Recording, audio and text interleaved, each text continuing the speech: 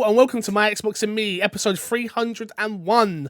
I am one of your hosts, MC Fixer, alongside the one and only Too Fresh Crash. And bro, you're bringing a whole new name to that, because that baby face looks weird. Crash has shaved his beard. I hate it so much. Bro. I had to. I don't know the about COVID beard was wild. Yeah, but like, COVID beard was too messy. Why not just shave it down? So I tried, and here's the thing: whenever I try shaving down my beard, I always mess it up. Without a doubt, I mess it up somewhere, and it's like I try and fix it somewhere else, and then it just progressively gets worse to the point where I'm like, I'm not dealing with this. I'm just gonna shave it all off. See, I don't touch my beard anymore. I let the barber shave my beard now. I literally... So I used to be a £10 guy. So for people that understand that, it means I was only paying £10 for my haircut. Don't touch my beard, don't touch my face, don't try and massage me, don't do none of it. And then he did it once for free. And that's how he got me, Chris. That was different. He did it, and I was like, damn. He gave me a massage, put some hot towel around me, and then I liked the way it looked. And you know what he did? The next time I went in there, he was like, "Oh, you shaved your beard?" And I was like, "Yeah, like of course, like I just cleaned it up." It's like, "Oh, you're going down too far," and I'm like, "Don't tell me what to do." But then I looked at it and was like, "Am I?" And then he got in my head, and then they started getting £20 out of me a week. So every 2 weeks. Hustle. Every 2 weeks. He did it in a nice way, but he did hustle me. He did hustle me. I can't sit here and act like he didn't hustle me. He 100% hustled me. Out of nowhere.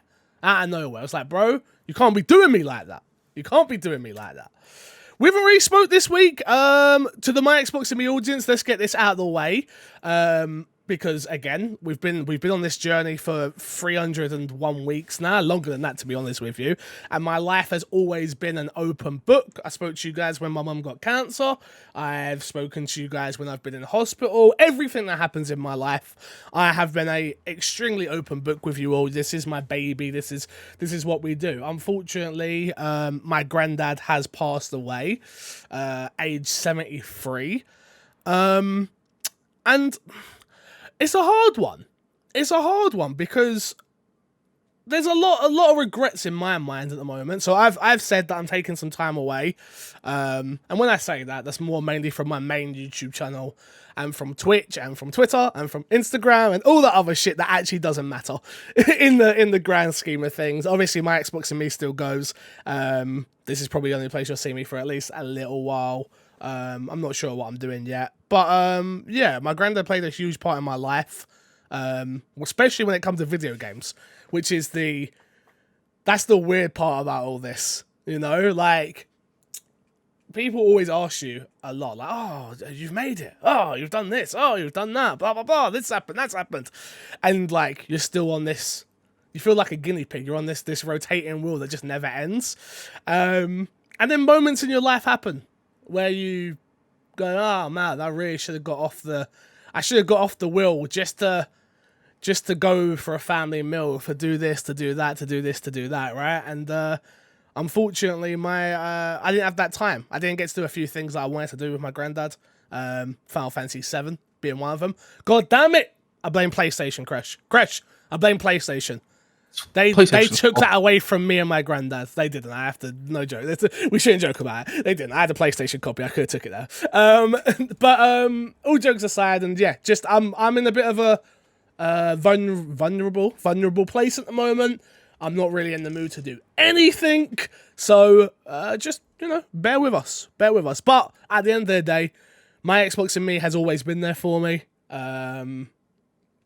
I've always been an open book with my life. That's kind of what I've traded in terms of currency, I feel like, which is like, it's weird. It's a weird one because, like, we're an Xbox podcast, obviously, and that's what we talk about mainly, and we'll get into all that jazz. Don't get me wrong. We'll talk about Kojima soon, I promise. But I've traded in my personal life for the intimacy with an audience, and that's how I've probably grown, and that's why people like me and things like that. So yeah. That is the news this week in my life, unfortunately, and I'm sure things will be back to quote unquote normal relatively soon-ish. But yeah, thank you for listening. If you clicked off, then you're an arsehole. No, I'm joking. Crash, how do you think episode 300 went? We had Ryan McCaffrey on. How do you think it Yeah, went? I think it went well. I think it went good. Yeah, it was a weird one. It's not our normal show. I think that was the hardest part of it. Oh, I've had some feedback on it. Obviously, I've had some people message me and be like, "Oh, you did a good job, but and I'm like, yeah, I agree. It was more of a. It felt more of a Q&A session, us lining up at a Comic-Con, asking our one question and then walking away. It wasn't a free-flowing conversation. But in a way, it's kind of what it needed to be for this time. I feel like if we got him on again, maybe we could try and do a normal show. But I hope people liked it. Obviously, this would be our first week since that, and we already missed the Friday, so we probably missed a huge influx of people. I apologize if you are new from that. That's on me. Unfortunately, life stuff happens, and if you've clicked on this episode and you're hearing about, oh, his granddad's passed away, I'm sorry about that. But let's get into it. My Xbox and Me is our weekly Xbox podcast here on youtube.com/myxboxandme and all podcast services. Remember, you can get the show early over on patreon.com/mcfixer. You can find us on all podcast services, iTunes, Spotify, Google Store, and all that jazz. But yeah, man, just keep doing you guys. Subscribe to the YouTube channel, youtube.com/myxboxandme. Even if you are somebody who just listens to the audio version on podcast, please do us a favor. Go and hit the subscribe button on the My Xbox and Me channel. It is growing faster than my main channel. It's growing faster than my Twitch channel, and it's nice to see the subs going up, the likes are going up, the comments are going up, the community is really building over there. So even if you're someone who doesn't watch YouTube but you do have an account, do us a favor, just go hit the subscribe button. It does really help us in a big way. Patreon producers this month, as always, the one and only and the wonderful Erengard. Unfortunately, I'm not flying out to America now, as I was going to. I was going to meet Erengard, but nah. Unfortunately, that won't be happening because America is still locked down. They won't let us in. But yeah, that is that. And shout out to FNH Paul, who I did meet up with the other day and had a wonderful time with. Drinking, talking, and dissing the prices of drinks in London. Yes. Expensive? London's a fucking joke. I imagine. Oh, it's a fucking joke. Let me tell you. It's a joke. Topic of the show this week, Crash. You sorted all this out. I couldn't even tell you what's going on this week. So let's read it together, shall we? This one's from IGN, written by Kate Bailey. It says, exclusive. EA DICE LA is changing its name to Ripple Effect Studios and developing an unannounced game. DICE LA is changing its name to Ripple Effect Studios, EA announced today, completing a rebranding that has been in the works for more than a year. It will be a new start for the former support studio as it sets out to develop a, quote, yet to be announced project, end quote, that will follow Battlefield 2042. It will remain under the oversight of Respawn Entertainment founder and group GM Vince Zampella and Christian Grass, continuing his role as studio general manager.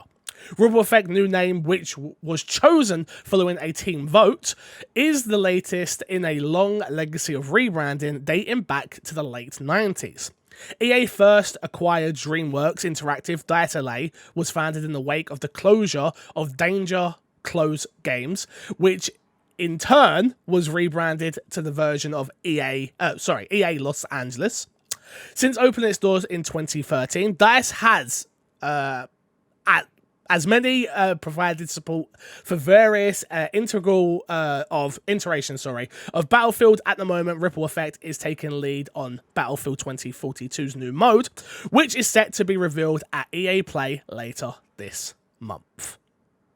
This is always good news. To hear a studio go from, they've obviously been where they've been, but to go from a support studio to then be rebranded and not be a support studio, to be working on their own game.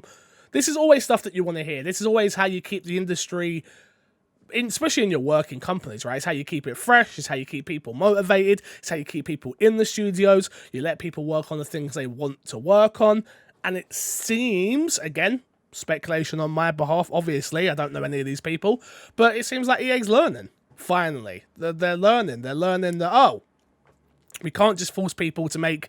It's just similar with Call of Duty, right? Because Call of Duty had have a lot of support studios on. Sorry, it's extremely similar to Activision because Activision have a lot of support studios on COD, and I've always thought, man, you must get really bored and sick and tired of just supporting and making assets and not being able to make your own project. So obviously, this is a big change for then known EA.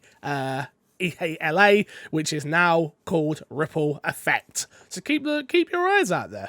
Keep your eyes out. Yeah. There. What do you think the game will be? A shooter? You assuming a shooter? If they've done support work on Battlefield for a while?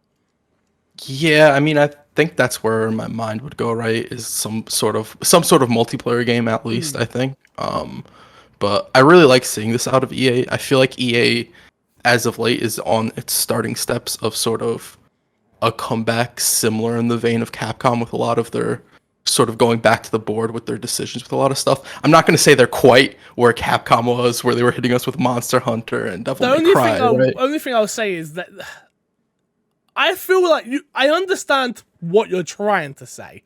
I think the big difference is Capcom was hemorrhaging money and wasn't making any money. Yeah. And EA makes more money than God. They don't need to do it. Game industry. Yeah. I get what you're saying. I feel like it. Do you know what? Honestly, I feel like we live in such a little ecosystem, our little bubbles, right? All of us, our people listening to this podcast, like we all, EA should do this and EA should do that, and blah blah blah blah blah. You know, there's like thousands upon thousands, if not hundreds of thousands of people who just play FIFA, love FIFA, play Mass Effect, love Mass Effect, play whatever they put out, and just this is it. They have their complaints like everybody, like that's this, blah, blah. But you know the way we think about it, like we're like, EA man, this FIFA's a copy and paste job. It's like, most people don't think like that. So I get what you're saying. Where Capcom was just putting out really bad games. But once again, they were selling, if you think about it, especially from a Resident Evil point of view, they were selling like hotcakes though. Yeah. So, yeah. Very true. I mean, if you don't like hotcakes, that's your problem, all right? But that's the analogy I went with. Do you like hotcakes? I don't think I've ever had a hotcake. I don't know what a hotcake is. I guess I like hotcakes. Yeah, I get what you're saying. A studio the size of EA, comparing it to Capcom, I think's hard, and they're just so different companies, you know. Like EA, no, that's very fair. EA are so, we make sports games, we make one of the best shooters out there, and then we make all this other stuff that some people care about and some people don't. We've got a Need for Speed for you. We have a Knockout City for you. We'll come with Yarny, and we're having Yarny 2, and like, they're just in very different spaces. Even Capcom, I'm like, all right, Capcom are doing well now. How long until they mess it up again? That's a very fair way to look at it. Because we see it all the time. We've talked about it with Xbox, and when they were at their height, most popular brand, huge ego, and that ends up being their downfall. This happens with companies who feel like they can sort of do whatever they want and they can do no wrong. The only thing I will say with Capcom, I know we're moving the conversation a little bit differently, but the only thing I will say about Capcom is Capcom, though Resident Evil, we'll use Resident Evil Village, for instance, right? Capcom come out, Resident Evil Village is reviewed really, really well. People really enjoy it. It sold 7 million units, which makes it, it sold 4 million units, sorry. Which makes it, I think it's either the 6th or 7th best-selling Resident Evil game of all time. But they're not selling units the way these other companies are selling units, you know? Yeah. Like, Monster Hunter is now Capcom's big franchise. Where, I know I'm a Resident Evil fanboy, so it's probably unfair of me to, like, when I think Capcom, I think Resident Evil. But I think from a wider spectrum, and if I'm talking not just in England, I'm talking about everywhere, I think if you say Capcom, people now think Monster Hunter.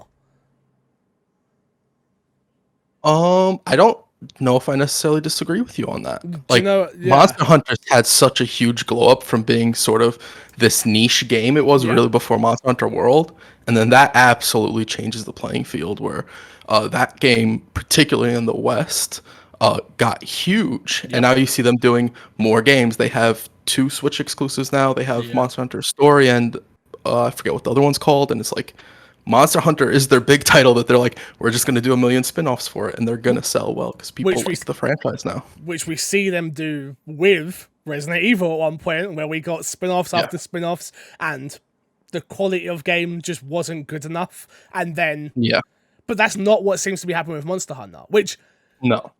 I've played Monster Hunter. What did I play? World?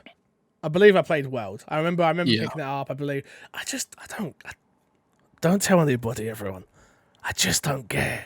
I don't get the hype. Like, it's so. I haven't played any of the newer ones, but like, it's so Japanese in the way of like the way you load in, the way you set up, the hub world, the way you play online, the way it just everything about it's just like, this is not how a game of this magnitude should feel, right? And I'm like, well, this is how it's meant to feel elsewhere. You're coming into our world. We're not coming into your world. And I'm like, do you know what? I'll shut up. I'll respect it. I'll be quiet. I'll go in my corner and hit my little stick. I don't understand the way the mechanics work in terms of armor. I don't get it. That's why I don't play those games. You know, that's not for me.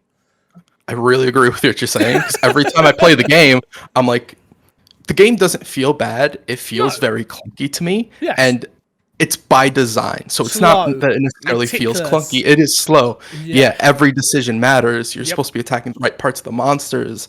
And for me, I like fast-paced, responsive games more so. And so every time I play it, I'm like, oh, this isn't really for me, but people love it. People really enjoy it. That I have to think what I do. You know what I think it is in my head? I think about it like I think about DMC. And DMC is like the opposite of like, it is clean and it is fast paced and anybody can pick it up and play it and have a good time. There is a skill level to it where you can actually get really good at DMC. And I've watched like speedrunners play it. I've seen people in the training area of DMC 5 just like knocking up scores. I'm like, Jesus, this is like a different world. But I just go in, I run through, I use the moves that I like, and then I go just run through the story and enjoy it, right? But yeah, with Monster Hunter, I was just like, everybody else loves this, and I just I think it's okay. I think it's okay, and that's okay, and that's okay to think it's okay. Everybody, that's okay. Let's move into Fixer's Sack, shall we? Let's talk about some things with the audience. First question here comes from Toplift, who says, we all talk that Xbox supposedly want Game Pass on PlayStation, which I think would be awesome. Do you think Xbox would be willing to allow PlayStation to have a service on Xbox if PlayStation had a Game Pass system thing themselves? No. I don't think either of. I think it's very this is from Top Left, sorry. I think personally that Xbox pretend to want to put Game Pass on PlayStation. And Xbox pretend they want it everywhere. Because it sounds really good for marketing. And again, I'm not calling anybody a liar. And I'm not saying if the opportunity was to come, that Xbox wouldn't take that opportunity. But Xbox being solely on PC and Xbox is changing people's minds on Xbox. Like, they are the mind share that they are grabbing and the players they are getting and the amount of people that have picked up S's and Series X's strictly for Game Pass, for the luxury to not have to pay 60, 70 pounds on a video game, is why people are buying these systems. Or if you've got a PC, obviously, it's just in with you play PC gaming. Now Game Pass is a must-have thing. It's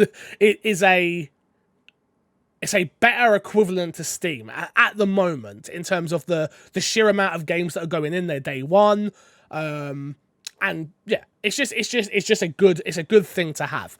I think being able to sit on the outside looking in going, yeah, we'd love to put Game Pass everywhere. When they say that, I think they're more talking about TVs, smart devices, anywhere with a screen, like airports, like, you know what I mean? Like, anywhere with a screen, Xbox want to be. They want to be in your face. Like, I know they probably don't really have them anymore, and I don't go outside the house, so maybe I'm talking out my butt cheeks at this point. But you remember when, like, McDonald's had, like, their play area?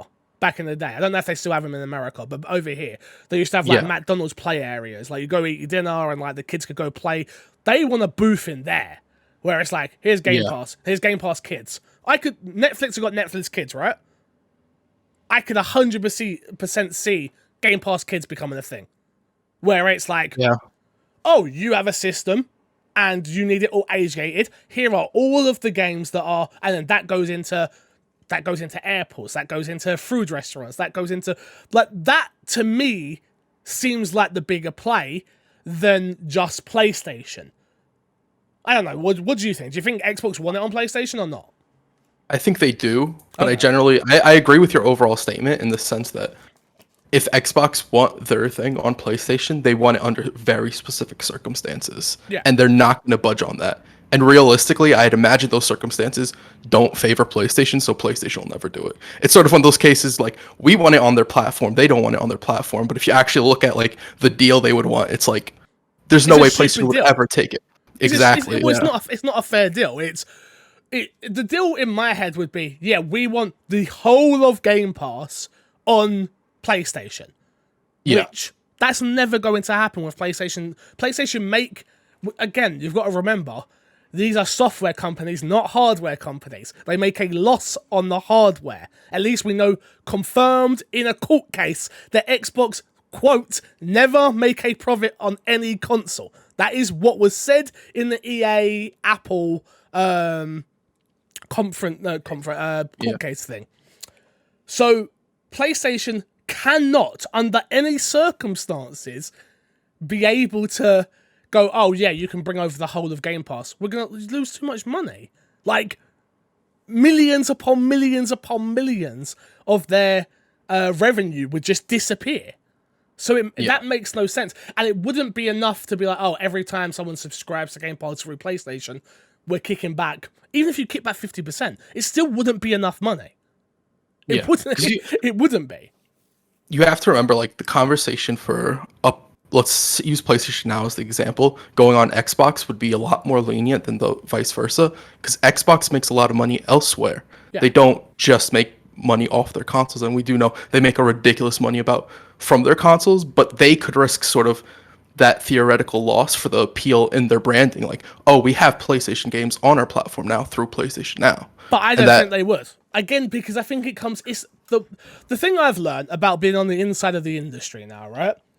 It's not so much about your numbers. It's not so much about your money. It's about how you package things. How you promote and package things are more important than anything. Literally, take that for literal if you're a streamer, or it doesn't matter about how many numbers you have, it's how you can package those numbers to seem better in your favor. That is it. That is knowing your audience is the best. And I think for PlayStation and Xbox, I think it comes down to Xbox would want to put the whole of Game Pass on PlayStation.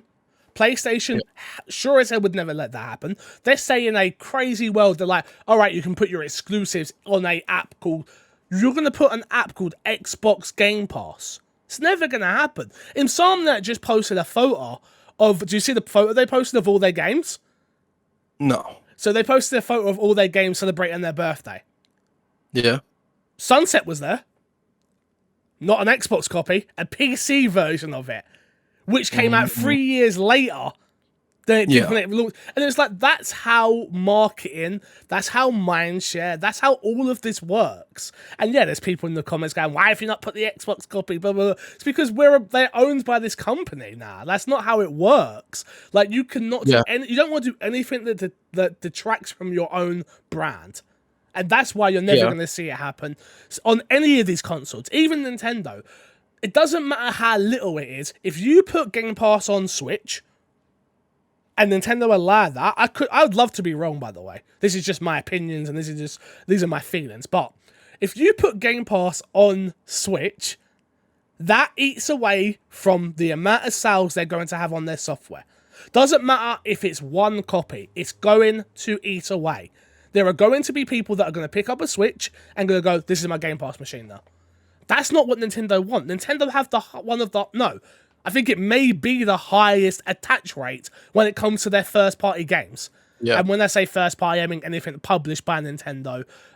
So that would include second party as well. They don't want to lose that. You know, when Mario Kart comes out, they don't want there to be Mario Kart's come out. Oh, but Game Pass has got Need for Speed Rivals, and my kids playing Need for Speed Rivals now. No, we want you to drop the next £60 and buy the next Mario Kart. And why are you going to do that? Because there's nothing else on the Switch that even competes with it. Look, there are these third-party games, but they're never as good on the Switch system, ever.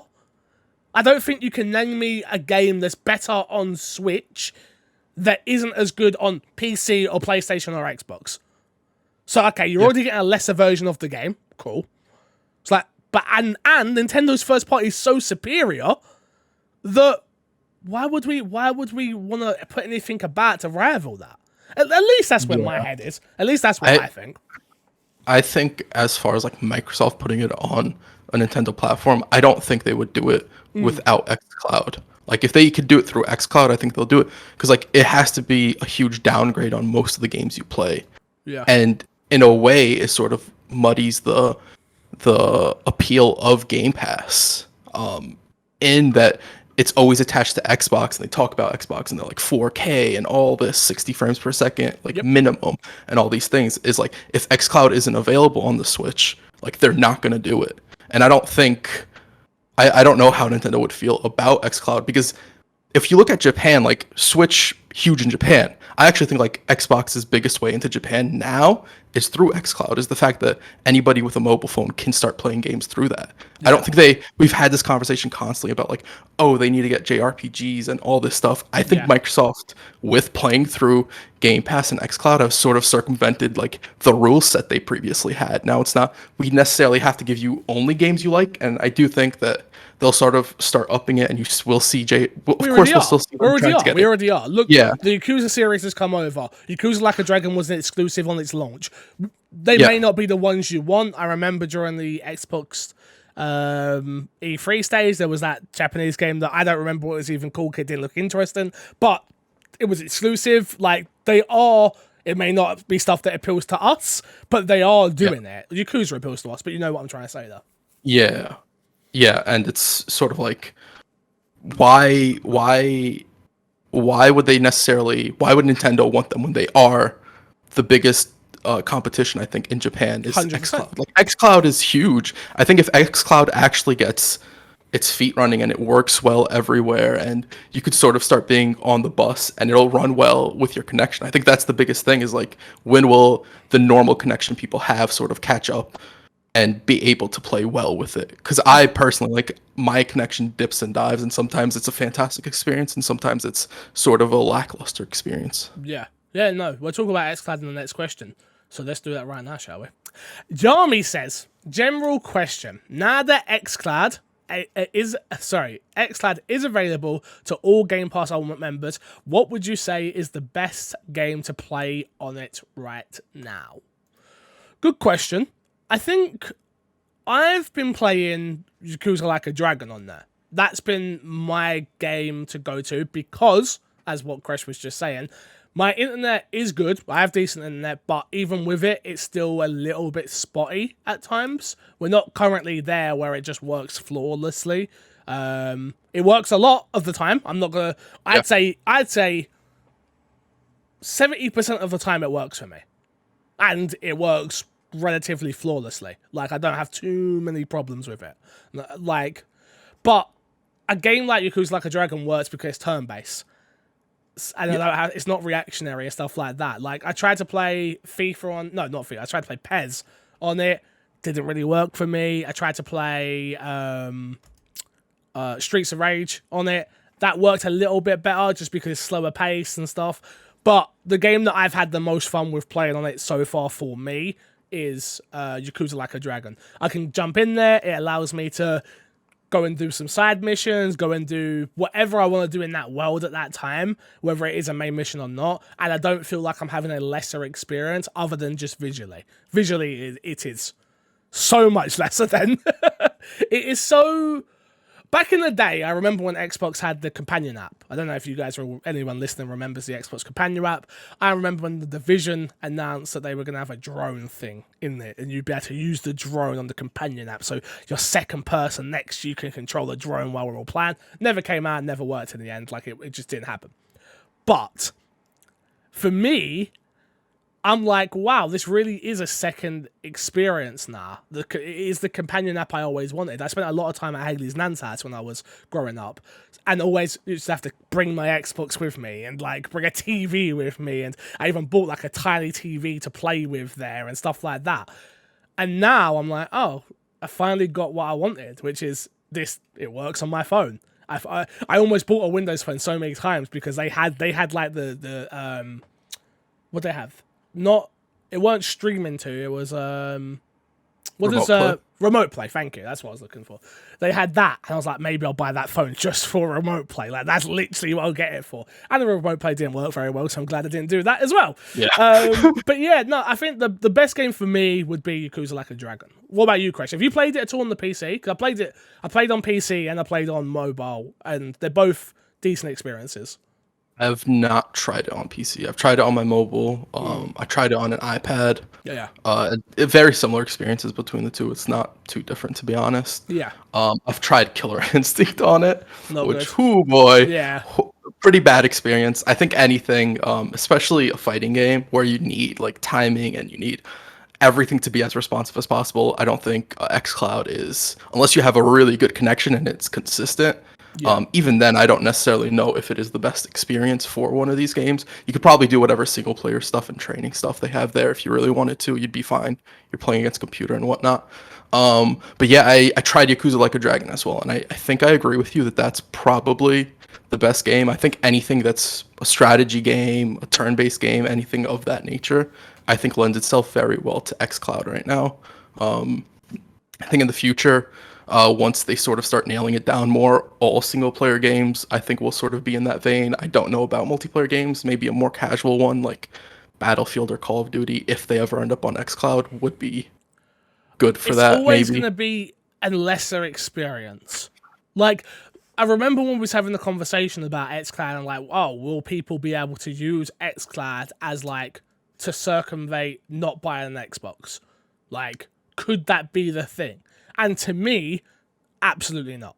No way. Even when it improves, like, 'cause I don't see the graphical fidelity improving that much more than where it's at currently. I'm sure they will fine tune it, but I don't think we're ever going to get it really where we can get it where a PC or an Xbox Series X or S is at today. I don't think we're going to get there, at least not for a long, long time. So at least not this generation. Let me say that. Not this generation. So it works best as a companion app. It is something like, oh, you want to clean up some achievements? Perfect. I think you can do that. If it's kill 100 things, or like, I don't know, even if it's just like take part in a bunch of multiplayer games or something like that, that works for that. If you don't care about like a win-lose record and stuff like that, like that's where this game shines for me. Like I could see me using it for that. I could see me using it for a Life is Strange or a Night Call. Like again, Night Call is a game I played on it, which was a lot of fun because again, slow pace, text, a lot of text. You're making decisions A, B. Like though, that's the type of game it is. Like those games, I think this game, this works and shines for. But yeah, nothing twitch shootery, nothing fast pace. That's where it falls apart currently for me. You also have to remember, like, touch screens are very. The way Xbox does it is they sort of translate a controller into touch screens. I use a so controller. Sometimes that's. I don't use the touch screen at all. But I think I agree with you. But if you're on the road, I wouldn't take a controller with me to use it personally. But I would. I'm in a privileged position where I've got 1,000 controllers around me. So, but yeah, so the way the touchscreen works is it translates the controller into touchscreens, which sometimes isn't the best experience. Like for certain games where you'd want to just drag something on the screen, and they sometimes do have mobile versions of this. I know Spiral. What's the Spiral game? The card game. Why am I forgetting on the name? I ain't got a clue. Spiral Abyss. Is it Spiral Abyss? It's something along those lines. I think I completely messed up the name. But you like there's a mobile version and you drag the cards and whatnot. It's a lot more intuitive. It's a lot more like you see it, you know how to do it because it's Okay. basic. But if you're playing it through XCloud, you actually have to use the buttons on the D-pad and the A and all that stuff. Interesting. Yeah. So I think that's stuff that will improve over time, though, right?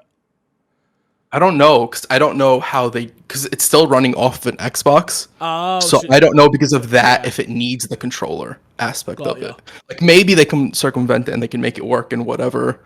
Xbox is fantastic at this. You know, we've seen smart delivery and we all had issues with smart delivery at first, but then we see how effective smart delivery is. So I don't doubt that Microsoft could work something out for it. I just don't know how long that would take and whether it would be worth it for Microsoft to do that. Fair enough. We got 2 big questions. I'm going to save them for next week because Matt's going to be here next week as well. So Sarah Squid and Zygar, we haven't forgot about you guys. Keep the questions coming in and we will answer them next week. But I want to get on to what we've been playing this week. So let's jump into what's been in our box this week. Crash. I have played... Forget that. No, I don't care. Let's talk about Olympics, baby. Let's talk about Olympics. Oh, yes. You forgot about Olympics, didn't you? I did. You forgot about it. So, I 100%. So, myself, Matt P, and Crash all played Olympic Games together. Shout out to Sega, thank you for sending us codes for the game. And we shot a Let's Play. And that Let's Play will come out on the My Xbox and My YouTube channel very, very soon. It's been edited, it's ready to go. I just need to put a thumbnail on it and it'll be up. So bear with me, obviously I've got a lot going on at the moment. But we played it 3 days ago? Yeah. I think 3 days ago on my stream. Like that, yeah. On twitch.tv/mcfixer. Go drop a follow if you're not already. And we had a crazy good time, bro. I had such a good time with it. Like, the best way to explain this brand new Olympics game is it good? No. I don't think it is good. Like, I think that it is a very, very, very dumbed down version of any Olympic sport game. Like, I grew up playing track and field, international track and field on the on the Sega Saturn and on the PS1. I played a bunch of Olympic games on the N64. Like, so I've played these games and they used to have everything. They had every event under the sun. Like, they really took it serious. This game feels like oh crap, we've lost the Sonic license. Okay, what do? We've got to put a game out. The Olympics is happening this year. Okay. What events can we throw together that will work easily in our engine? So we've got basketball, we've got football, we've got rugby, you've got hammer throw. There's a bunch of events. You've got swimming, you're running, stuff like that. But it's missing so much. The amount of events there are a little bit disheartening for an Olympic sport game where it just... Together with friends, it's so much fun. So much fun. But as an overall experience, not great. But I want to talk about us playing Crash. What do you think of it, though, before we go in? I think it's fun. I actually I enjoyed it a lot more than I thought I did, that I thought I would. Even after the first time we played, I was like, that was a cool experience. But that second time we played it, I think for me is the highlight. I think it was just super fun. I think just kicking back with friends and just messing around in it, I think is a really, really enjoyable experience with it. Yeah, again, this is twofold, right? Because from someone who creates content, so Let's Plays and streaming it wise, brilliant game, great for content. But someone reviewing the game and like trying to let people make a informed decision of whether they should play Tokyo 2020, that's down to you. If you want a very light-hearted track and field international Olympics game, like maybe not. This is not the simulation game you're looking for, let me tell you.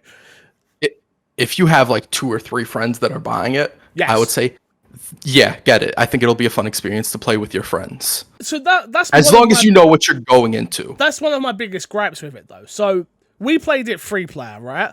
And it instantly is like, oh, well, 2 of you on a team and 1 of you on the other team. I'm like, why can't all 3 of us be on one team? Like that annoys me. Number one, there are enough players to be honest on the sides. I agree. Like that annoys me. Number one, it's like, well, you're making me. If there's three of us, you're making us go against one of our friends who is at a drastic disadvantage on everything because the computer's trash. So that was upsetting. But we played it the other day and we were playing basketball. And I've not had that much fun streaming for a while. It was so funny. It was so funny. Just learning how to play the game. The game does this weird thing where it doesn't tell you how to play every event. You have to unlock tips for it. So then you start figuring it out yourself. Like, you learn how to sprint, and you learn how to dunk, and you learn how to shoot three-pointers. And there's this one moment, Crest shoots a three-pointer, it comes up perfect, and then it just misses the whole thing. And we're like, what? This game don't make no sense. Like, if you shoot a perfect timed shot, it should go in. It should go in. Like, so yeah, we played that. I've got gold on probably about half the events now. Got gold, an easy achievement list for our achievement hunting friends. So it's literally just win an event, win gold on the event, win an event, win gold on the event. Just easy. Super so easy. I've got over half the achievements already, so maybe you buy it just for that reason if you care about 1000G in games. If you need help online, let me know, because I can jump in at any time and help you, because it's that easy. It's just like, click it, alright, you go win. I'm just going to stand here. But yeah, what else have you been playing? Because we ain't got to talk about that too much. What else have you been playing? I've been playing Scarlet Nexus. What do you think? Quite a bit. I like it. I think the combat in it is by far the highlight. I think the way it works with your teammates and borrowing their abilities, and you sort of level up bonds with teammates, and you unlock new mechanics with those teammates, and I think all of that's really cool, especially once you start getting it and it starts layering together, is when you start really, really flowing into it, and it feels fantastic. The story, fantastic. The problem with the story is those bonds that you need to make the character feel good sort of take you out of that story because they're like long, lengthy story section. It's like a Japanese game, you know? It's how similar to Yakuza, where they go on these long tangents and you're sitting there for like 20 minutes, 15 minutes in a conversation, except those conversations are never interesting and sort of counterintuitive to the main story they have, which is a big problem, and it's sort of a big draw away for me. Right now, I really like it. It's probably, as far as Xbox is concerned, game of the year for me, I think. Pretty easily. But at the same breath, I think, like, in a better year of gaming, I don't think Scarlet Nexus would be... I think it ends up in my top 10 list no matter what. I just don't think it'd necessarily guaranteed to crack top 5 for me. What's the combat? What's the combat like? It's a hack and slash. People keep telling me it's very DMC. Yeah, not as good as DMC. I don't think so. But it is very much so where you're trying to extend your combos as much as possible. It's very limited compared to DMC. I'm going to be honest. DMC is very, very good at giving you different tools to mix and match. Yeah. While this does have different tools to mix and match, it's very, very formulaic, and you almost always want to follow a very similar pattern to get the most out of your combos. It is enjoyable with the telekinesis and when to activate certain powers and use them. Like, a lot of that is enjoyable, but for the main core of when I play DMC, what I think of is always fighting games, and I don't think I'd ever equate Scarlet Nexus to a fighting game, whereas you would with DMC, personally. I'm sure there's probably people that disagree with that, but yeah. Hey, it's your opinion, mate. It's your opinion. But you're enjoying your time with it. Probably your game of the year. See, I can't trust the words you say when it comes to game of the year because you don't beat enough games. So, I'll take what you say with a pinch of salt, my friend. You're right. You know what? I'm gonna trust Matt's opinion for game of the year this year. What do you mean? I beat games. I beat games. Well, anything else you've been playing? Hitman 3. I played. They had the free demo. The free demo for Hitman 3, the starter levels or whatever. Yeah. I played the prologue, the tutorial, and then I played the free level. It was a level in Italy or something along those lines. Yeah. I really like what they did with Hitman. Hitman's and that so good. You go here, here's this big open world, and it's like, there's the bad guys, but there's you could go in the opposite direction pretty far, and you'll get clues for what you should be doing over there as well. And I think that whole idea behind it is just so interesting and so enjoyable. It kind of reminds me of a less scripted version of the first Assassin's Creed, where they would have you go and you're going around, you're interrogating people and you're getting all these clues, but it was all very formulaic and like these are the steps you need to do to take him down. Where this feels like it's that, but a free flowing method in that you really can tackle it however you want. You are naturally getting these clues and these tips and these hints and figuring out how to get through. It's a fantastic experience, especially if you're a stealth fan. In my opinion, it's one of the best sandbox games out there. I don't think like combat wise it's like amazing. I've always said that though, but it doesn't need to be because that's not how the game's meant to be played. I know that sounds stupid because a sandbox game you should play it however you want, but it's one of the, again, you know me, anyone listening to this who's been around for long enough knows I'm not into stealth really. But Hitman, I have to say, especially this Hitman, it got me really bad. I really want you to play the full game now because it's an experience worth having from start to finish. And like going through the levels of how deep it is you decide you want to go and the way they do certain things, you can go back and there's certain it opens up even more than what you're thinking already. Like again, everyone knows the one level that I think is remarkable, but going through and playing that level, every part of that level was like, I didn't even know this room was here. I didn't even see that. I didn't even see this. Oh my god, there's that. Oh my god, this would have helped me with this and this. Oh, maybe I'll go back and do it that way. And it always rewards you. That's the thing with Hitman, is you're always rewarded for doing these little minute things that you don't think are important, and they end up being super important. And yeah, man, I'm glad you like it at least. Yeah, and it sort of also falls into how I enjoy playing stealth games. I remember when I would play the Batman games, I'd sort of go through it, and if I would fail, I would start all the way in the beginning. But it's I need to get it perfectly, okay? Yeah. If I say that's you, that's how you want to play. That's how you want to play. It's sort of very reminiscent for me with Hitman in that you'll mess up, but with Hitman it takes it to another degree because you're actually learning something even when you mess up. Like, oh, this is where I messed up. This is where the guard will come. So maybe I tackle it from this way, or I get the guard first, or I do what I'm going to do, and then I hide and wait out the guard. And it's sort of constantly adding to the experience and what you're doing. And I really, really enjoy it. I think it's probably the best stealth game out in a while. I can't think of anything really that would compete with it.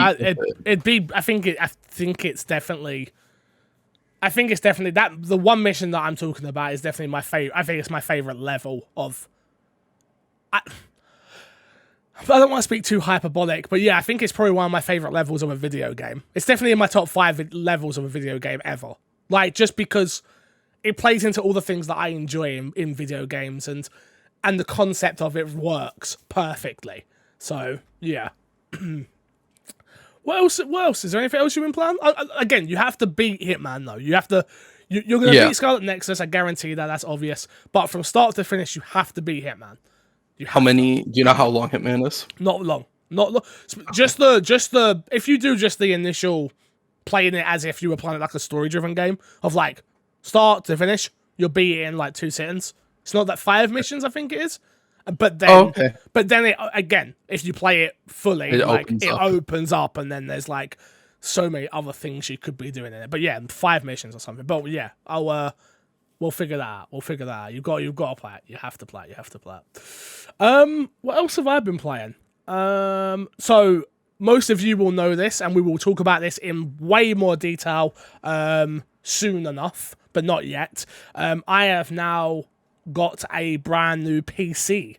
So I've been downloading a bunch of video games on my PC. But we did get a question about it, but I'm not going to talk about it until probably maybe next week or the week after, depending on how everything's going.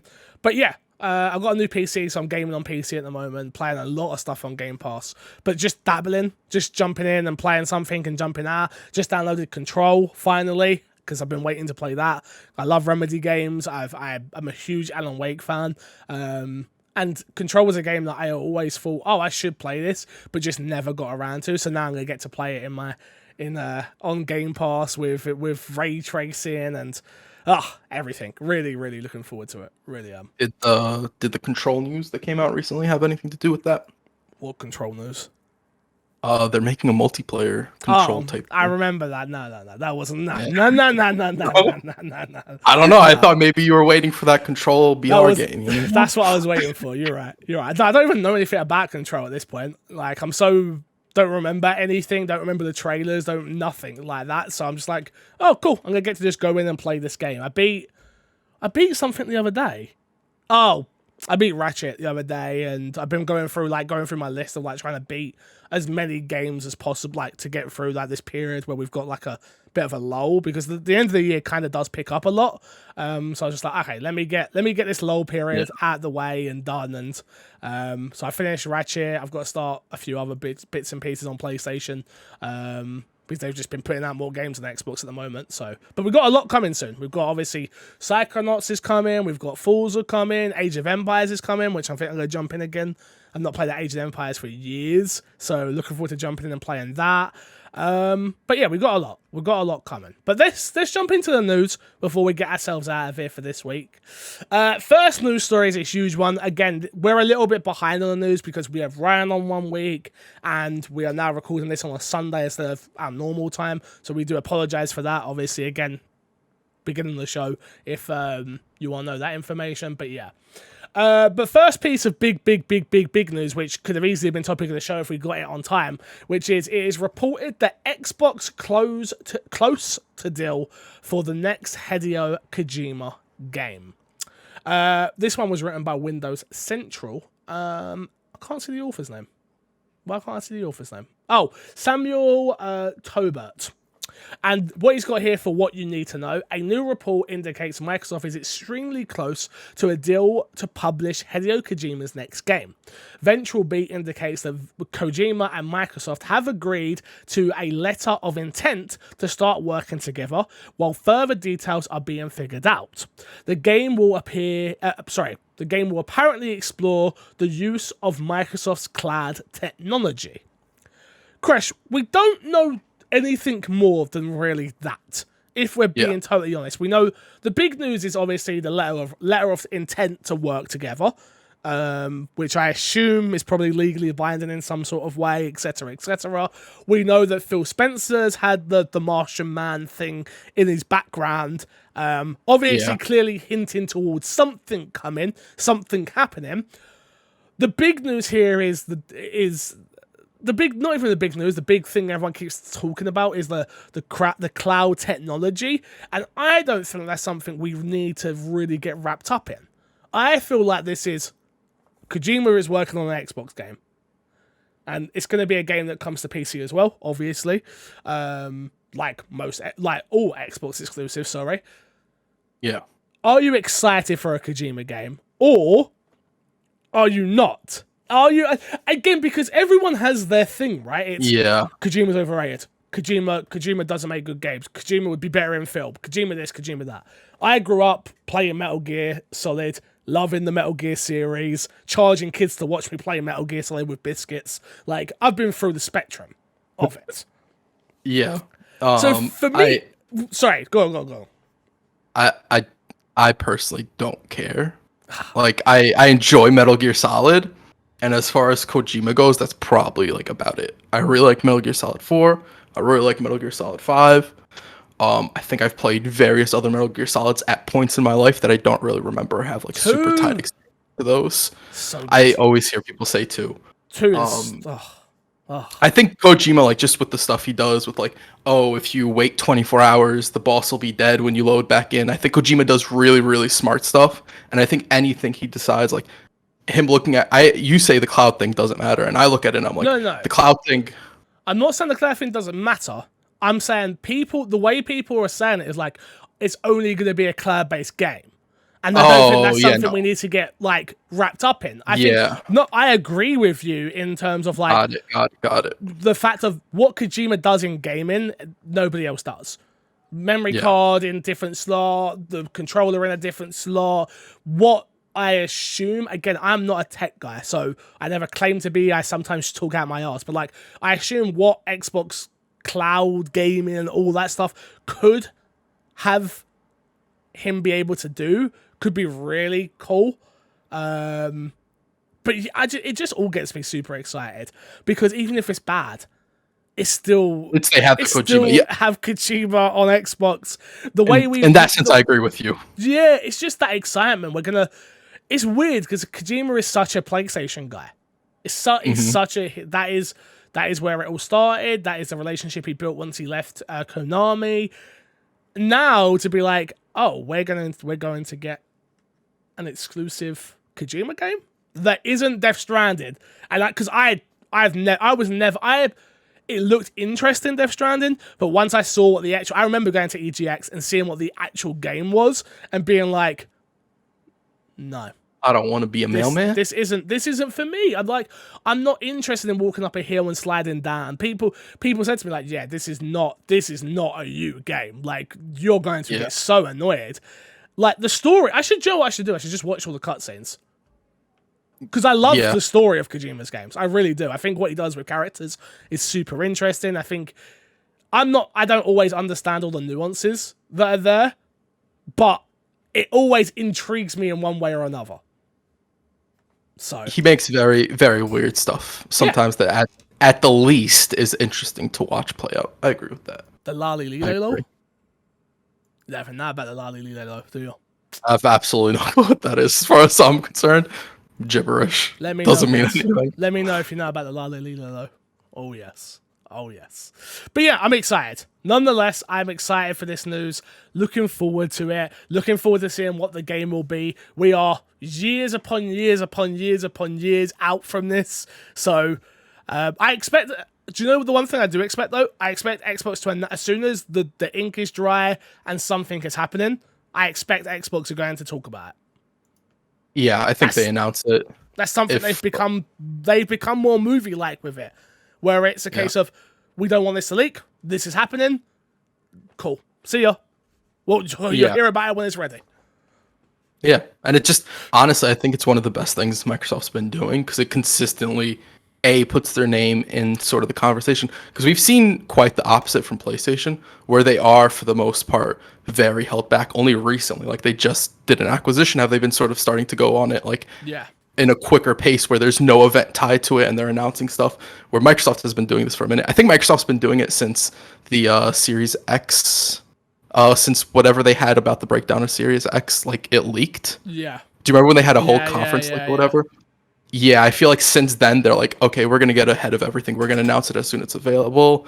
The Bethesda deal goes through, like, they're signing it, like, that deal isn't even fully through, and Microsoft's like, we're going to announce it right now. We're going to take the shine from that. We're going to have sort of all the focus on us and not sort of wherever else that conversation could go. Yeah. Yeah, no, 100%. It's just two different ways of doing things, right? Very different ways of doing things. Speaking of different ways of doing things, this one's all about Xbox Game Pass is a key reason for why Contraband is an Xbox project. Avalanche Studios CEO Pim Hoffman, apologies for butchering your name, has explained why he's happy to be working with Xbox on the up-and-coming Contraband. And it comes down to a major part to Game Pass. Hoffman even says that Game Pass has turned Xbox into a more important platform than Avalanche thought for its previous games. There isn't much that we currently know about Avalanche Studios' up-and-coming co-op heist game, Contraband, beyond its initial teaser, but it certainly caught some attention during its reveal at Microsoft's E3 event. Surprisingly promising a multiplayer Just Cause-like experience for Xbox platforms.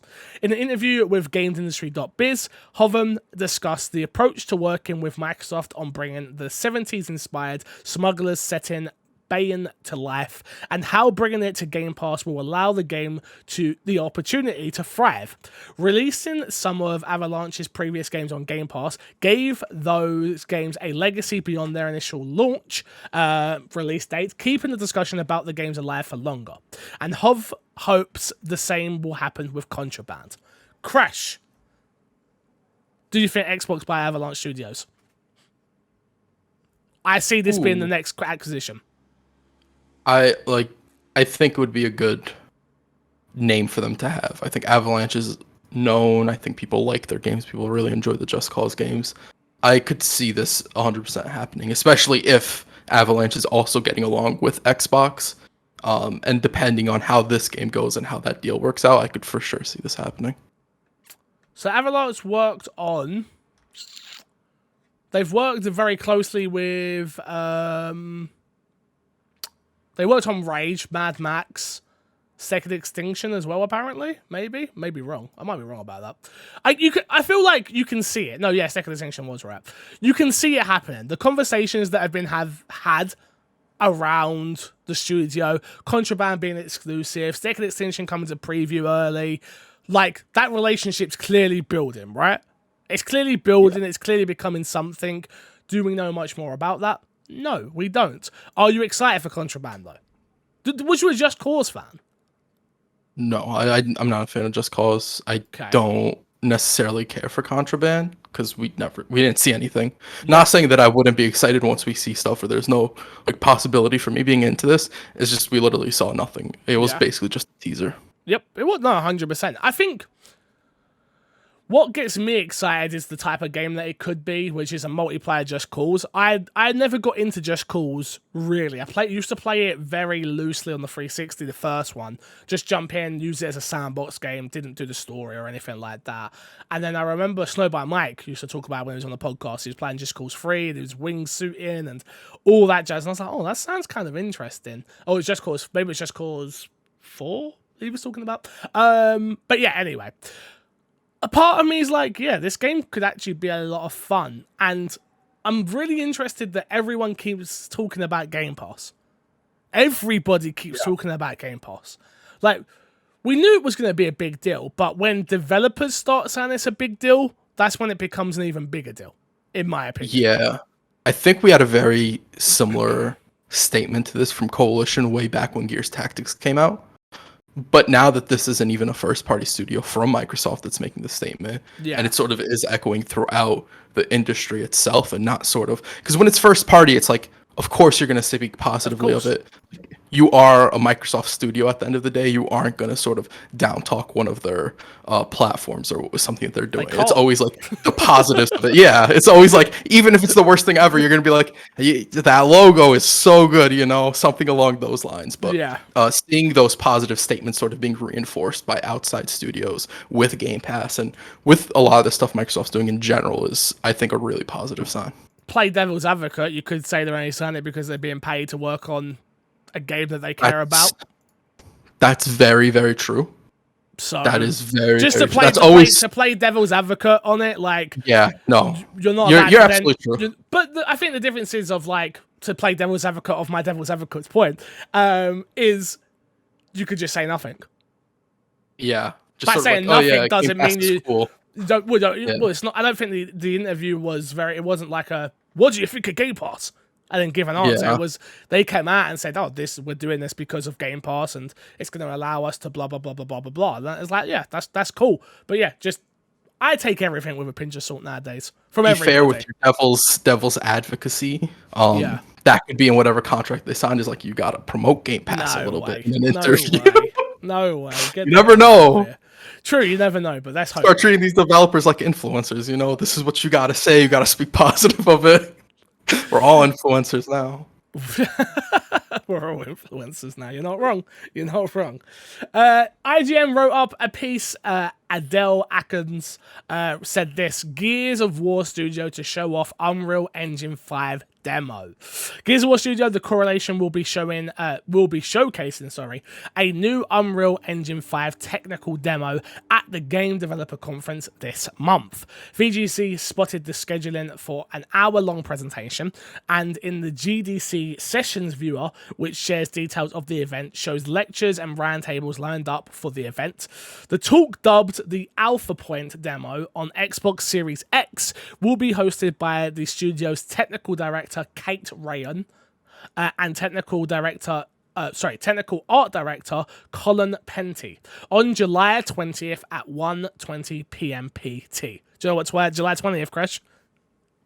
It's your birthday. It's my birthday! Not 30 yet, Crash. That's what we're celebrating.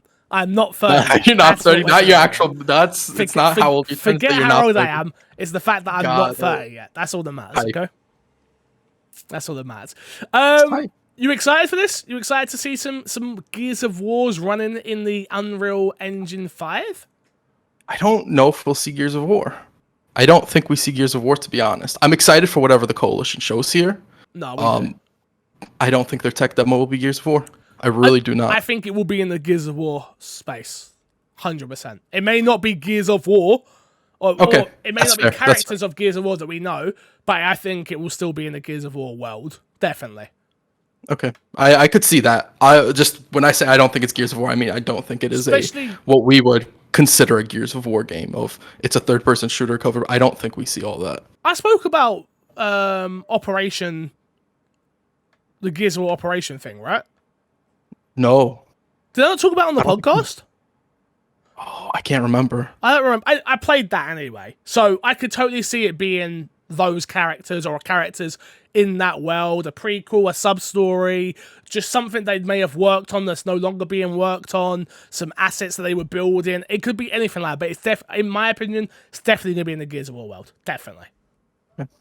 It's too good to show off. Like, Gears is already beautiful, so imagine it in Unreal Engine 5. And what we've seen of Unreal Engine 5 so far.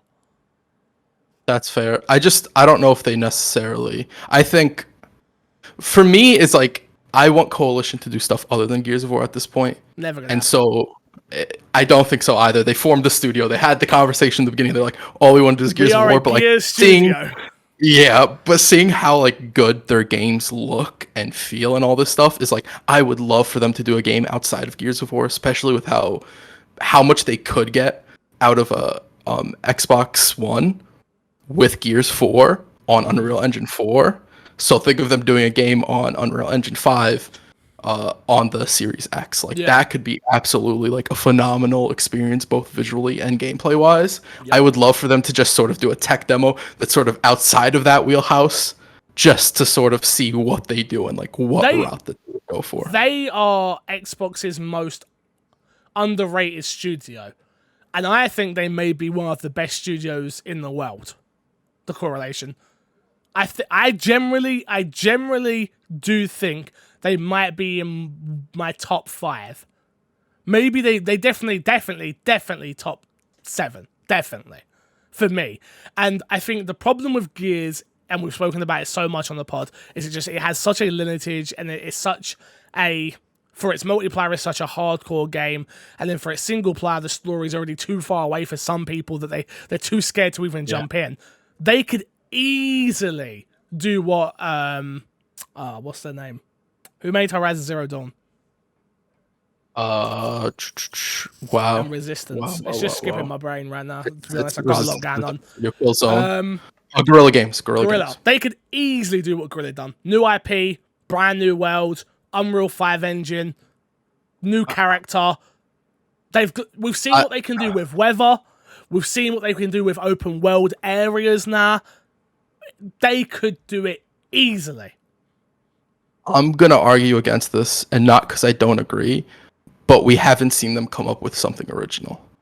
Because Gears of War and everything they've done with Gears of War so far, the most original thing they've done is tactics, and I think there are a lot of problems with tactics. They didn't make tactics. Who made tactics? I thought it was Coalition. No, wasn't it? What's it called? Creative Assembly. I'm pretty sure. I could be wrong. Well, it was made. The Coalition made it with splash damage as well. Splash damage. That's it. Not Creative Assembly. Right. Well, I mean, they did make it, but I could be. Maybe I'm wrong. Maybe I'm wrong. You're probably remembering it correctly. I thought splash damage made it the majority of it, and then Correlation were like supporting. I didn't think it was the other way around. I could be wrong. I could totally be wrong. You're probably correct about it. But like, for me, it's like we haven't seen Coalition do something original and outside of Gears of War. And how would it go if they're trying to make a third-person action-adventure game? Like, what would their philosophy for the gameplay be? What would all these stuff that you need to be a top 5 studio, that you need to make all the right choices, that you need to make it a fun and interactive and interesting world? And it's a lot harder to do it from the ground up instead of taking something that's already established and sort of adding bits and pieces to it.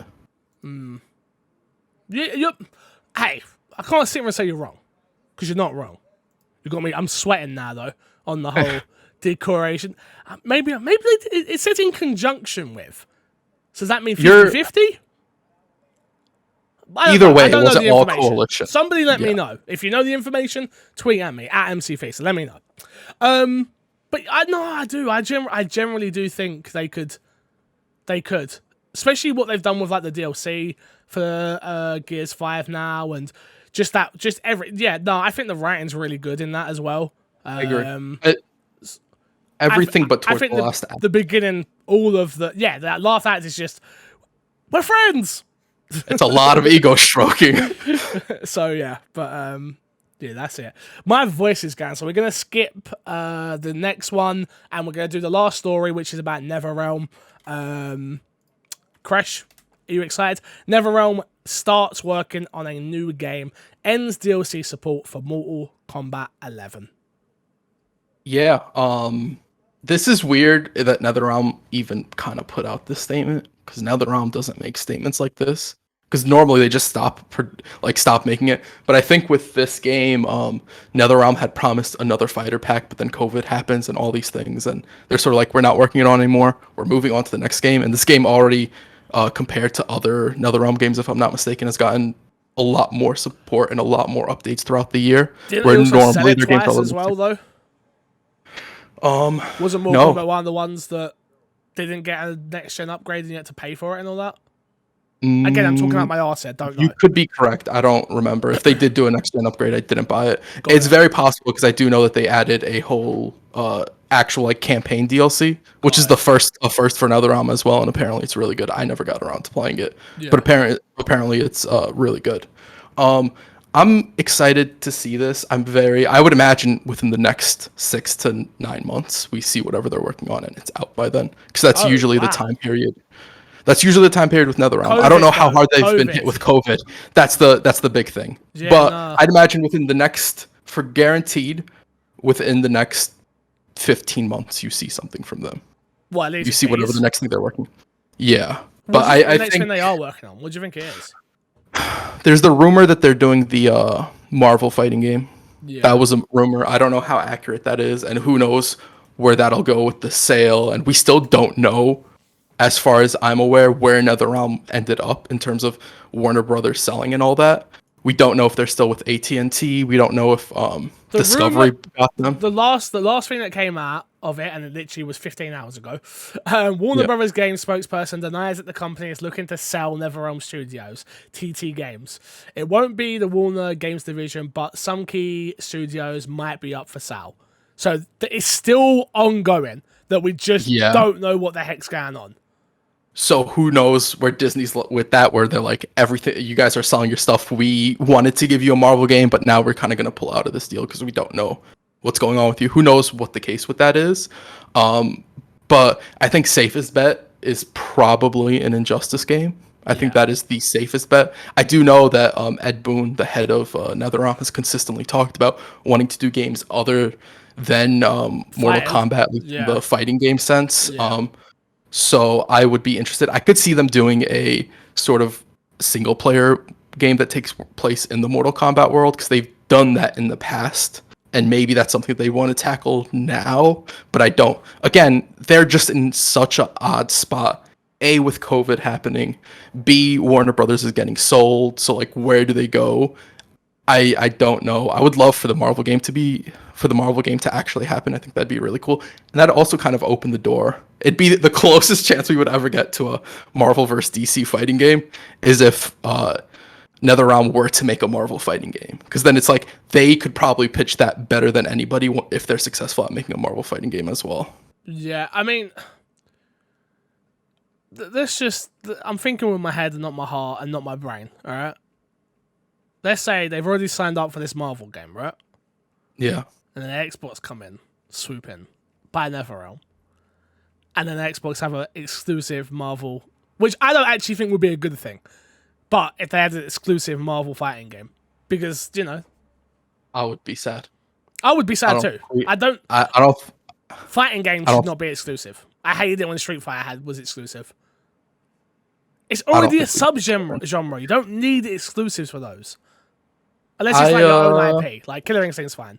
I think the only defense to that is that you could possibly have more support for the game, especially like as far as Street Fighter is concerned. Sony does support the game a lot in both its pro scene, the pro circuit, which helps keep those games alive for a lot longer. Like Street Fighter 5 is an incredibly old game at this point as far as like fighting game standards go. And part of that is due to the money Sony puts into it as well for promoting it. Yeah.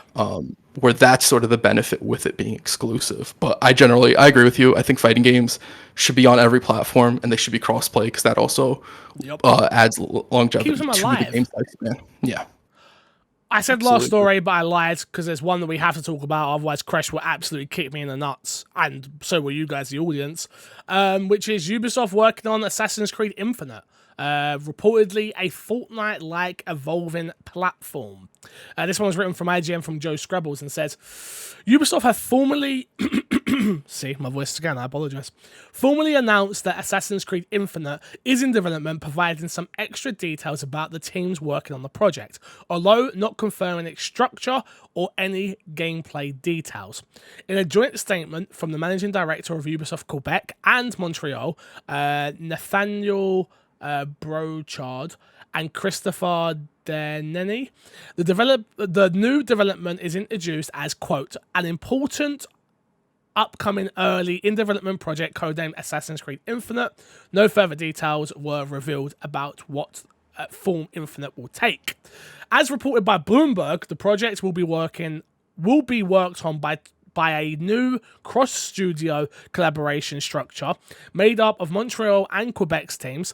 The creative leads at each studio will be Quebec's Jonathan Dalton, Assassin's Creed Syndicate, Assassin's Creed Odyssey, and Montreal's Clint Hocklin, Far Cry 2, Splinter Cell Chaos Theory, Watch Dogs Legion. Quote, rather than continuing to pass the baton from game to game, raised the statement, we profoundly believe this is an opportunity for one of Ubisoft's most beloved franchises to evolve more in a more integral and collaboration manner. Less than central on studios and more focused on talent and leadership, no matter where they are within Ubisoft. End quote. Crash, obviously the big rumours and news and speculation coming out of this that it is an evolving platform. How does that make you feel as an Assassin's Creed fan of the old games? I don't think you hate the new games, but they're not what you once upon loved. How does that make you feel? I'm torn because I don't know what they mean by an evolving platform. I don't know. Yeah. Like, games with service is such a wide term that we generally associate with like a Destiny or something like that, but a game that just consistently gets content is a games with service as well. Like, you could argue that Hitman, because Hitman consistently gets new missions and stuff. Game service. Definitely, 1000%. So when I think of Assassin's Creed, that's sort of part of the route that I think they'll go. But there's also the possibility that they decide, hey, we're going to do co-op. The only time they ever attempted co-op was in Unity, and I actually enjoyed the co-op in that. But that game had so many other problems. The co-op was good. No, it wasn't. It wasn't. That game was a mess outside of the co-op. No, the co-op was a mess as well. I played it. The co-op was a mess because of the issues with the game. I agree. We're on the same page. Good. Co-op was good. I'm in a very weird space with this because I'm a new Assassin's Creed fan, I would say. I played 1, beat it, didn't love it. Played 2, really enjoyed it, and then didn't play again till, again, I dabbled in Unity because it came with my Xbox, and then that game was just an absolute complete mess. So never ended up going back. And then obviously Origins, loved. Odyssey, loved. And then Valhalla, really enjoyed, just unfortunately just didn't get I didn't have time to just beat it. It came at the wrong time with all these new consoles and all these new games. I just didn't have time to do it the way I wanted to. But for me, I'm like, why? Like, I understand this from a development point of view. I don't quite understand it from a game point of view, and that's what scares me the most. Like, if this helps with crunch and easier to like give assets over and all that stuff that we don't really understand behind the scenes, then perfect. And maybe that's the way it is. But I don't like the idea of ever evolving Assassin's Creed. I already can't keep up with the ones that come out. I think for me that it could possibly be a good thing only on the basis of if it's ever evolving that the experiences whenever they do updates have to be smaller and more digestible so that it isn't this big hulking 40-hour experience.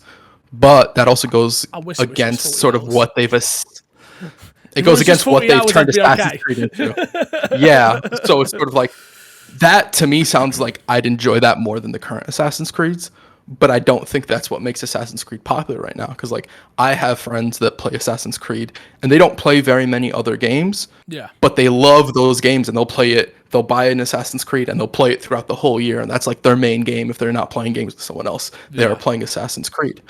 And so I do think that a move like this possibly takes them more away from that. And so I generally don't know how you make Assassin's Creed a living platform necessarily, other than doing sort of different missions or making it a co-op game. I know they had the multiplayer as well, but like they're not going to make a games of service off of solely the multiplayer. I think No. that would be absurd. So do you think this is in coincide with like a Assassin's Creed title, or do you think this takes place of Assassin's Creed title? I think it takes the place of it because from what they're sounding is like this is the future of Assassin's Creed. And maybe if they launch it and obviously it doesn't do well, maybe they shift away from it. But Ubisoft has a history of like something not doing well. Ubisoft's like, we're just gonna stick to this and we're gonna make it work. Yeah. We've talked about it a million times. Rainbow Six Siege is one of the best examples of how Ubisoft doesn't give up on titles and can help revitalize those titles and really make them amazing experiences over long periods of time. The problem is Assassin's Creed is right now I feel like a bigger franchise than Rainbow Six was at the time. 100%. Yeah, so it's like if people go away from that with a negative experience, there's a How'd you get there's a possibility they don't go back. Yeah, because the thing with Rainbow Six is there was a lot of people who didn't play it, and so as it was getting improved on, they did the free weekends and people got in and they played it and they experienced it. And they're like, oh, this is actually a really fun game. I can't believe I skipped it, without knowing that if they had gone in when it first came out, they probably wouldn't want to play it anymore. Maybe that's the thing though, of like you said, it's the free weekends, it's having, you can't really do that with Assassin's Creed right now, right? And Yeah. it is a case of get your $60, $70, whatever it is they're charging nowadays, and then you're done. You can't really, they do have these monetization things, leveling and up and all this other stuff that people really dislike. To me, whenever I hear games of service, I just hear money. That's all I hear. Like, and maybe that's not fair, but that's just my opinion of like, how are you going to try and nickel and dime me? What's going on here? Like, and that's what worries me as well about Assassin's Creed, because it is such a complete experience right now. Whether you dislike how they do leveling and stuff like that, that's down to you. Yeah. The game is there to be played though, so. I do think you brought up a good point about microtransactions, and normally I don't actually. We've had the conversation. I don't care for the microtransactions in Assassin's Creed. I don't think they inherently take away because most of them are cosmetics, but they do have the leveling stuff, which I think for me, I won't buy it, so it's irrelevant to me in a single player experience. But once you make that with the games with service, and you make it this online living game, it could become the thing of like we talk about GTA all the time. Like if you want to be up to date with GTA, you have to put in money and buy cash. Like you have to. Otherwise, you're playing through a bunch of old, outdated content that nobody else is really doing anymore. Or you have to have Twitch Prime. Or you have to have Twitch Prime and they give you like a million bucks every other week. And they give you the you're right. No, yes, you're right. You are right. Yes, it's very hard to play that game today as a new player. Yeah, so I was talking to somebody else about that actually. Oh, Slayer was saying that he tried to play FIFA the other day, Ultimate Team, and he said it's impossible. And I said, well, yeah, you're trying to play the game in July. Like you can't start playing FIFA Ultimate Team in July. Like everyone's already put their money in and like got God squads. He's like, yeah, but that's so unfair because like I've picked up the game and now I'm at such a disadvantage. And what do I do? And I'm like, do you know what? I don't have an answer for you, bud. I don't have an answer. Buy the game next year. I mean, I think that's the thing is like we talk about all the time. It'll never happen. Like that's what should happen is people just not buy the game. but there's so many casual people that even if the hardcore people don't buy it, like EA will probably be like, They'll lose £1 million. we undersold this year, but we're fine. We still made like crazy Undersold. hand over fist. We made more money than we put into it, right? Exactly. Yeah. Yeah.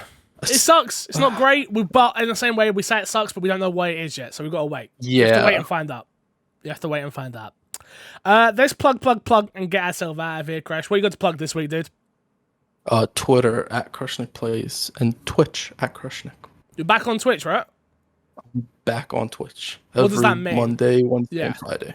Monday, Wednesday, 5 Friday. p.m. Eastern Standard to 8 p.m. Eastern Standard. You can catch me live. There you go, people. Make sure you go hit the follow button on Crash's Twitch channel.